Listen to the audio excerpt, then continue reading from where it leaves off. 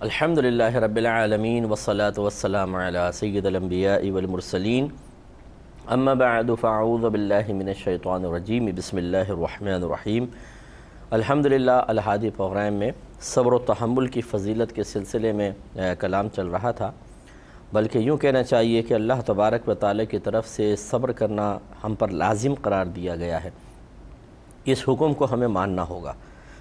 جو بے صبری کا مظاہرہ کرے گا وہ آخرت میں سزا کا مستحق ہو سکتا ہے، اور جو صبر و تحمل کرے گا اس کے لیے بہت سارے انعامات کا ذکر ہے۔ دنیا میں بھی انعامات ملیں گے، آخرت میں بھی ملیں گے۔ جیسے کہ آپ نے میں نے روایت عرض کی تھی کہ حضرت ابو طلحہ کے صاحبزادے والی کہ ان کی زوجہ نے اس کے وفات پر صبر کا مظاہرہ کیا تو اللہ تعالیٰ نے ان کو دنیا میں بہترین بدلہ عطا فرمایا۔ ایک روایت کے مطابق انہیں 9 بیٹے عطا فرمائے تھے، یعنی ایک بچہ فوت ہوا 9 بیٹے عطا فرمائے۔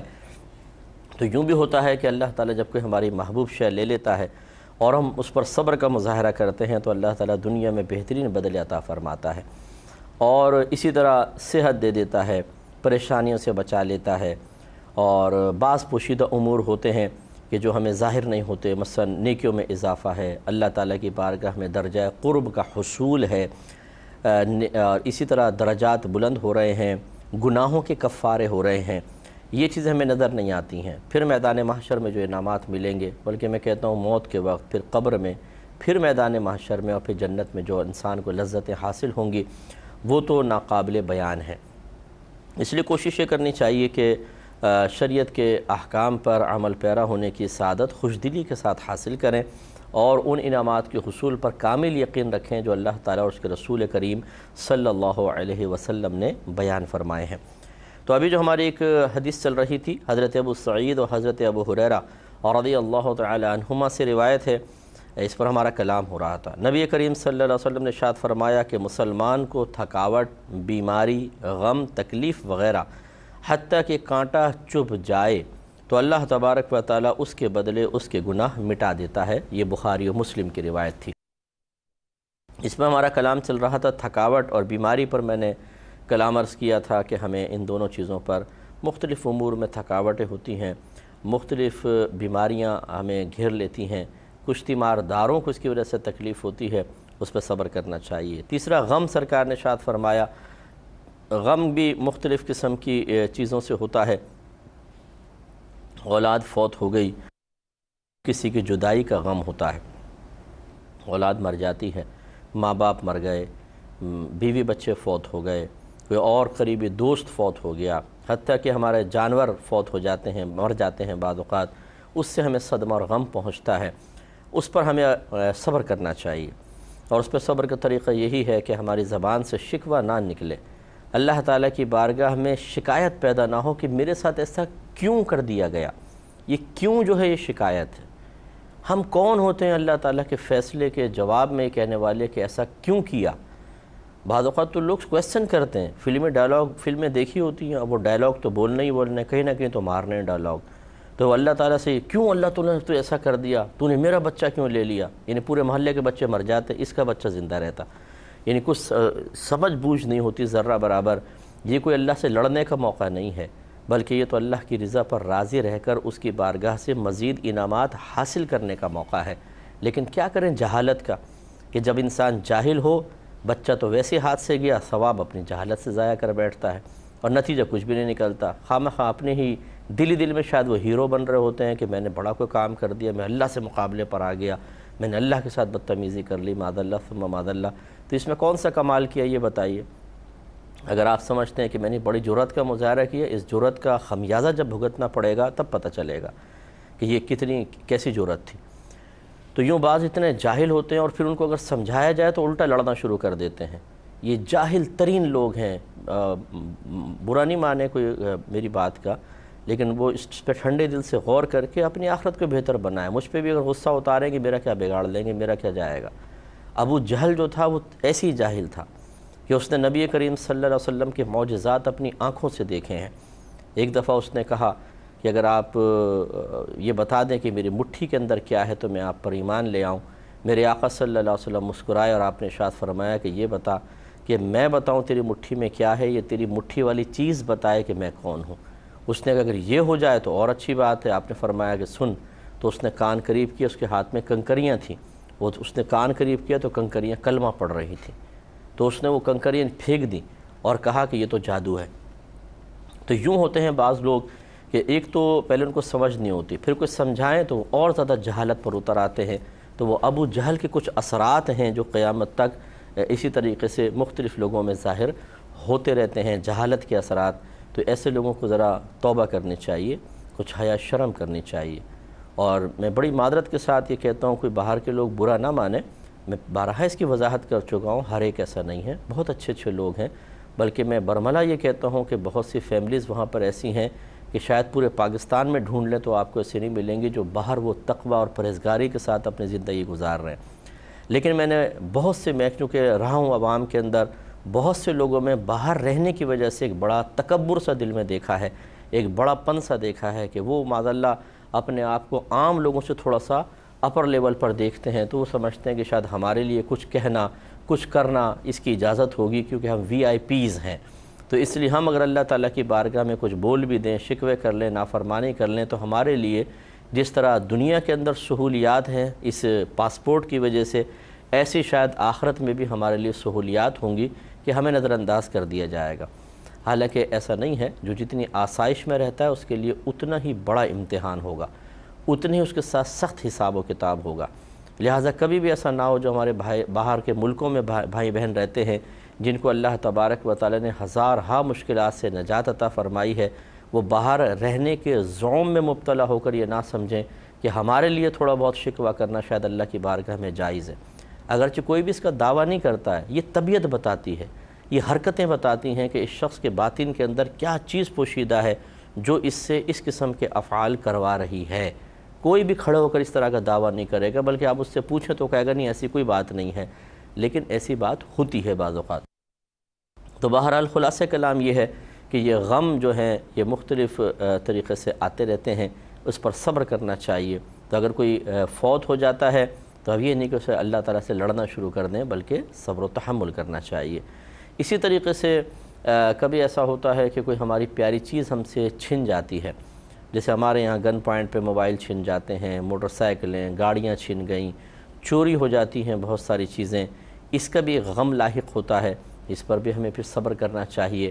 اسی طرح جو بھی غم کی صورت بنتی ہے، ہمیں جب بھی کوئی غم پہنچتا ہے، پریشانی پہنچتی ہے، بس اپنے آپ کو شکوے سے روکیں، زبان بند ہو اور دل کے قابو میں ہونا چاہیے، اور اللہ کی رضا پر راضی رہنے کی کوشش کریں، تو بے شمار گناہ بخشے جائیں گے۔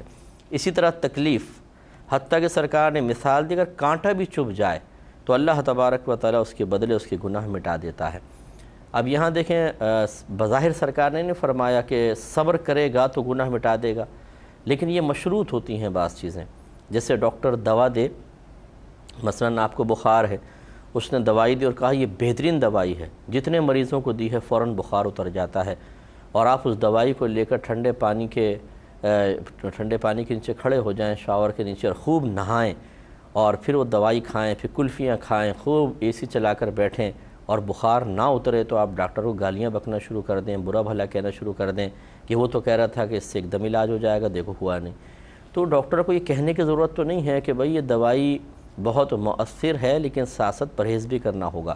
ایسی بعض چیزیں حدیثوں میں، قرآن میں جب بیان کی جاتی ہیں تو کچھ چیزیں اس میں ذکر نہیں کی جاتی لیکن وہاں موجود ہوتی ہیں۔ تو یہاں مراد یہی ہے کہ اگر کوئی کانٹا بھی انسان کے چبھ جائے اور وہ اس پر صبر کرے تو اللہ تبارک و تعالیٰ اس کے گناہوں کا کفارہ بنا دے گا۔ تو اسی طرح ہم کام کرتے ہیں، کچھ کٹ جاتا ہے، کبھی گر جاتے ہیں ہم کھیلتے ہوئے، ویسے چلتے ہوئے پاؤں میں موچ آ جاتی ہے تو یا پتھر سے ٹھوکر لگ جاتی ہے تو گالیاں بکنا شروع کر دیتے ہیں، برا بھلا کہنا شروع کر دیتے ہیں، خوب شکوہ شکایت کرتے ہیں۔ یہ طریقہ کار نہیں ہو۔ اگر چوٹ لگی گئی ہے، گر گئے ہیں، چوٹ لگ گئی ہے، گھٹنے چھل گئے، ہاتھ چھل گئے، صبر کر لیں۔ اسکوٹر سے گر گئے ہیں، کار کے ایکسیڈنٹ ہو گیا ہے، اپنی زبان کو روک لیں تو انشاءاللہ تعالیٰ بڑا ثواب ہے، بے شمار گناہ بخشے جائیں گے۔ اور بڑ کرنے سے یہ تو ہوتا ہے کہ ایک طبیعت کو تھوڑا سکون مل جاتا ہے، یہ آپ کو سکون نہیں ملتا، یہ اصل میں نفس کو سکون ملتا ہے ہماری نیکیاں ضائع کروا کر، کیونکہ نفس ہمارا بہت بڑا دشمن ہے، شیطان ہمارا دشمن ہے، تو وہ چاہتے ہیں کہ ہم دل کی بھڑاس نکالیں اور اس کے بعد پھر نفس تھوڑا سا آرام سے بیٹھ جاتا ہے، کیونکہ یہ جو بے سکونی ہے یہ نفس کا شور تھا، یہ نفس اندر سے شور مچاتا ہے تو اس سے ہمیں بے سکونی، بے قراری محسوس ہوتی ہے اور تکلیف محسوس ہوتی ہے، اور نفس سکون سے بیٹھ جائے تو کوئی تکلیف نہیں ہوتی۔ ہوتا یہ ہے کہ پھر یہ نفس و شیطان ہم سے کچھ کہلوانا چاہتے ہیں تاکہ ہماری آخرت کی بربادی کا سامان ہو۔ جب ہم ایسا کر بیٹھتے ہیں تو یہ بڑے سکون سے نفس بیٹھ جاتا ہے، جس سے ہمیں ایسا لگتا ہے اب طبیعت ہلکی ہو گئی۔ طبیعت ہلکی نہیں ہوتی ہے، اصل میں وہ نفس کی شرارت کم ہو جاتی ہے بس۔ اور اگر آپ ایک دفعہ یہ عادت ڈال کر دیکھ لیں کہ جب بھی ایسا کوئی معاملہ ہو آپ اپنے زبان کو روک لیں، دل کو شکوہ شکایت سے روک لیں، تو آپ دیکھیں وہی آپ کو سکون محسوس ہوگا۔ وہی سکون کی کیفیت جو پہلے بھڑاس نکالنے کے بعد حاصل ہوتی تھی، وہ بغیر کچھ بولے، بغیر شکوے کا اظہار کیے، بغیر غصے کا اظہار کیے آپ کو حاصل ہو جائے گی۔ اس لیے ان چیزوں کو سمجھنے کی ضرورت ہوتی ہے، اور یہ بغیر پریکٹیکل کے کبھی بھی حاصل نہیں ہو سکتی ہیں۔ اس کا پریکٹیکل کرنا ہوتا ہے، پھر کہیں جا کے انسان ایک وقت آتا ہے مسلسل ریاضت کرتا رہتا ہے تو پھر پرفیکٹ ہو جاتا ہے۔ اس لیے چھوٹی چھوٹی چیزوں پر صبر کے عادی بنیں۔ مثلا گھر میں آپ چل رہے ہیں، ایک دم جوتی ٹوٹ گئی، آپ گر گئے، یا کوئی چھری ہاتھ میں لگ گئی، کوئی بچے نے نقصان کر دیا، یہ چھوٹی چھوٹی چیزیں ہیں، ان پر اپنے آپ کو روکیں تو پھر بڑی بڑی مصیبتوں پہ آہستہ آہستہ صبر کے عادی بن جائیں گے۔ ایک دم ہر چیز حاصل نہیں ہوتی ہے، اسٹیپ وائز حاصل ہوتی ہے، تو اس طرح لیکن کوشش تو شروع کر دینا، آج نہیں تو 1 سال بعد، 2 سال بعد انسان مکمل صابر بن جائے گا، اور پھر ان اللہ مع الصابرین، اللہ تعالیٰ فرماتا ہے کہ بے شک اللہ تعالیٰ صبر کرنے والوں کے ساتھ ہے۔ تو وہ باعتبار ذات کے تو ساتھ نہیں ہوتا، کیونکہ اللہ جسمانی سے پاک و صاف ہے، مطلب اس کی خصوصی رحمت، اس کا کرم، اس کے انعامات، اس کی رحمتیں ہمارے ساتھ ہوں گی۔ تو صابر بننا بہت مشکل ہے۔ صابر یہ نہیں ہے کہ آپ نے کیوں اس پہ چوٹ لگ گئی تو آپ نے صبر کر لیا اور 50 جگہ شکوے کر رہے ہیں، تو آپ اس ایک مقام پہ صابر ہیں، ہر جگہ نہیں۔ لیکن حقیقتاً صابر وہ ہے جو ہر جگہ پھر صبر کرنے والا ہو، ہر قسم کی سچویشن میں صبر کرنے والا ہو، کمال یہ ہے۔ تو اس لیے کوشش یہ کریں کہ حقیقی صابر بن جائیں، اور اس کے لیے آہستہ آہستہ ہی انسان کو چیز حاصل ہوتی ہے، ایک دم تو حاصل نہیں ہو جاتی، لیکن کوشش تو شروع کرے آدمی، پھر انشاءاللہ صبر بھی حاصل ہوگا، حقیقی صبر حاصل ہوگا۔ اب ایک اور روایت دیکھیں، حضرت عبداللہ بن مسعود رضی اللہ تعالیٰ عنہ سے روایت ہے، یہ فرماتے ہیں کہ میں نے نبی کریم صلی اللہ علیہ وسلم کی خدمت میں میں سرکار کی خدمت میں حاضر ہوا، آپ بخار میں مبتلا تھے۔ میں نے عرض کی یا رسول اللہ صلی اللہ علیہ وسلم، آپ کو تو شدید بخار ہے۔ آپ نے فرمایا کہ ہاں، مجھے تمہارے 2 آدمیوں کے برابر بخار ہے، یعنی اللہ تعالیٰ مجھے ڈبل بیماری دیتا ہے، دو آدمیوں کے برابر بخار، یعنی اس بخار کی اذیت اتنی ہے جتنی تمہارے 2 آدمیوں کو بخار ہو کر ان 2 آدمیوں کی اذیتوں کو جمع کیا جائے مجھے ہوتی ہے۔ تو میں نے عرض کی کہ اسی لیے آپ کو ثواب بھی 2 گنا ملے گا، تو آپ نے شاید فرمایا کہ ہاں یہی بات ہے، اور پھر فرمایا اور یہ اسی طرح ہے جس طرح کسی مسلمان کو کانٹا چبھے یا اس سے زائد کسی مصیبت سے تکلیف اٹھانی پڑے تو اللہ تعالیٰ اس کے عوض اس کے گناہ معاف فرما دیتا ہے، اور اس کے گناہ درخت کے پتوں کی طرح جھڑتے ہیں۔ یہ بخاری و مسلم کی روایت ہے۔ تو اس سے چند چیزیں آپ دیکھیں۔ پہلی بات تو اللہ تعالیٰ کی شان بے نیازی دیکھیں کہ اللہ تعالیٰ اپنے محبوب سے انتہائی محبت فرماتا ہے، اس کے باوجود بیماری ڈبل دی ہے اپنے حبیب کو۔ یعنی اب یہ ہمارے ہاں تو معاملہ یہی ہوتا ہے نا کہ جو جس سے ہمیں پیار ہوتا ہے، محبت ہوتا ہے، ہم اس کو انعام ڈبل دیتے ہیں، نہ کہ آزمائش، اور اللہ تبارک و تعالیٰ ڈبل آزمائش میں مبتلا فرما رہا ہے، لیکن پھر اس کے بعد انعام اس پر وہی 2 گنا رکھا ہے۔ اس کا مطلب یہ ہوا کہ انبیاء علیہم السلام پر سب سے زیادہ آزمائش آتی ہے، اور میرے آقا صلی اللہ علیہ وسلم نے کبھی ایسا نہیں ہوا کہ کوئی شکوہ شکایت کیا ہو۔ آپ تو امام الصابرین ہیں، تو لہٰذا اس سے ہمیں سبق حاصل کرنا چاہیے کہ اگر کسی کو بیماری ہے، پریشانی ہے، تو وہ نبی کریم صلی اللہ علیہ وسلم کی بیماری کو یاد کرے۔ تو ایک تو اللہ تعالیٰ کی شان بے نیازی، دوسرا نبی کریم صلی اللہ علیہ وسلم کا صبر و تحمل ہے، تیسرا پھر سرکار نے عام مسلمانوں کے لیے فرمایا کہ اسی طرح ہے جیسے کسی مسلمان کو کانٹا چبھے یا اس سے زائد کسی مصیبت سے تکلیف اٹھانی پڑے اور پھر وہ صبر کرے، یہ خود بخود اس میں مفہوم داخل ہے، تو اللہ تعالیٰ اس کے بدلے اس کے گناہ معاف فرما دیتا ہے، اور اس کے گناہ درخت کے پتوں کی طرح جھڑتے ہیں۔ تو ہم تو اس کو دیکھ نہیں پاتے، لیکن میرے آقا صلی اللہ علیہ وسلم چونکہ روحانی چیزیں، باطنی چیزیں، پوشیدہ چیزیں اللہ کی عطا سے دیکھ لیتے ہیں، تو آپ بتاتے ہیں کہ گناہ ایسے جھڑنا شروع ہو جاتے ہیں تیزی کے ساتھ. تو وہ تو ہمیں پتہ ہی نہیں ہے کہ کس طریقے سے ہمارے گناہ ہمارے نام اعمال سے نکل رہے ہیں، اور اگر موجود رہتے تو کیا آفات مچاتے. اس لیے ہمیں تو حقیقت کا ادراک نہیں ہے، تو ہم اس کا صحیح پھر لطف بھی حاصل نہیں کر پاتے. لیکن ہمیں ان باتوں پر یقین رکھنے کے ساتھ اس لطف کو حاصل کرنا چاہیے کہ جب ہمارے نبی کریم صلی اللہ علیہ وسلم بیان فرما رہے ہیں تو یقینی سی بات ہے غلط بیانی تو نہیں ہے نا، حق ہے اور سچ ہے. اس کا مطلب اگر بخار ہے آپ اور میں یہ تصور کریں کہ میرے نام اعمال سے گناہ تیزی کے ساتھ ختم ہو رہے ہیں، تو ہماری زبان سے بے اختیار الحمدللہ نکلے گا. اللہ تعالیٰ تیرا شکر ہے کہ تو نے بیماری دی اور مجھے صبر کی توفیق عطا فرمائی. اور یہاں ضمناً ایک بات میں عرض کر دوں کہ اگر آپ کسی وقت میں صبر کرنے میں کامیاب ہو جائیں تو اسے کبھی بھی اپنا کمال نہ سمجھیں. ہم بعض اوقات اس کو بھی اپنا کمال بنا کر لوگوں کے سامنے ظاہر کرتے ہیں. اگر بیماری ہے، کوئی کہتا ہے کہ بھئی مجھے تو بڑی حیرت ہے، آپ کی اتنی شدید بیماری ہے، آپ اتنے عرصے سے برداشت کر رہے ہیں. ہاں جی کیا کریں، صبر کر رہا ہوں، بس اللہ کا کرم ہے، نہ کبھی شکوہ زبان پہ آنے دیا، نہ کبھی دل میں شکوہ آنے دیا. اگر کوئی ایسا کہہ رہا ہے تو ہمیں بدگمانی بھی نہیں کرنی چاہیے، یہ تو پھر لیکن ہم خود اپنا محاسبہ کریں. بالفرض اگر ہم یہ کہہ رہے ہوں اور مقصود یہ ہو کہ یہ اور مجھے سراہے اور میری تعریف کرے، اور بھئی یہ تو ہمارے والدین کی تربیت کا نتیجہ ہے اور یہ ہے اور وہ ہے، ہم اس کو اپنا اور اپنے بڑوں کا کمال قرار دیں، یہ مناسب نہیں. یہ ہم یوں کہنا چاہیے کہ یہ بیماری بھی اللہ نے دی تھی اور اس پر صبر کی توفیق بھی میرے رب کی دی ہوئی ہے. ہماری ہمت کیا تھی، ہماری کیا مجال تھی کہ ہم صبر کر پاتے. ہم تو بے صبر لوگ ہیں. اللہ تعالیٰ نے ہمارے اندر تو قصور رکھا ہے، کمی رکھی ہے، کجی رکھی ہے.